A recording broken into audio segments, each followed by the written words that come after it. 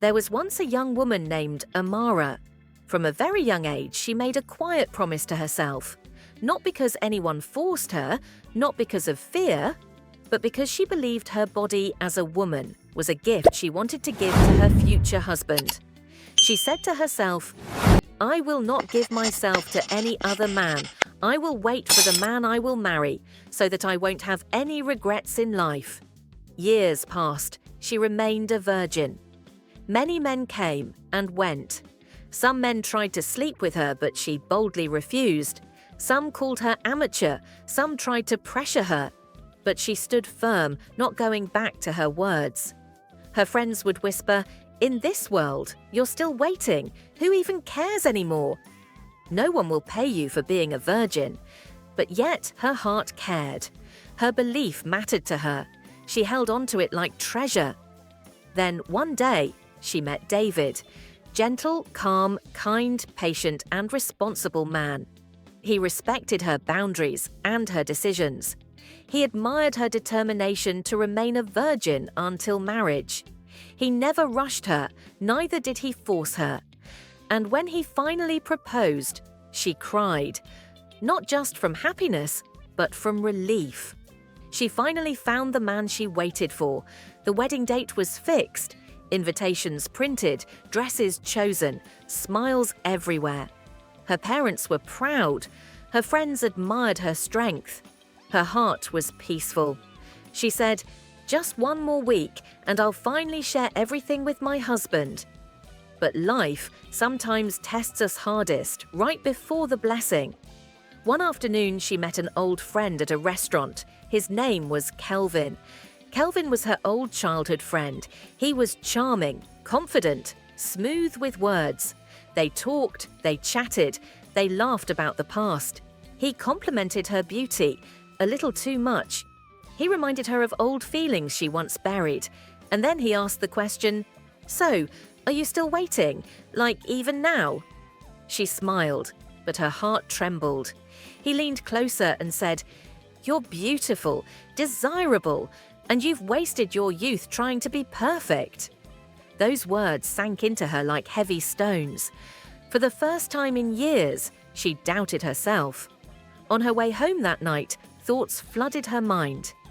Is waiting even worth it? What if I've missed out on life? What if this promise means nothing? What if he leaves after marriage? Doubt is dangerous when fed by the wrong voices. The following day, Kelvin invited her over, just to talk. She went, not because she intended to break her promise, but because she believed she was strong enough to stand to her words.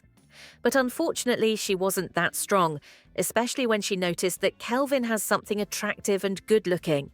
It was one weak moment, one emotional storm, one tearful night, and she crossed the line she swore never to cross. Silence followed.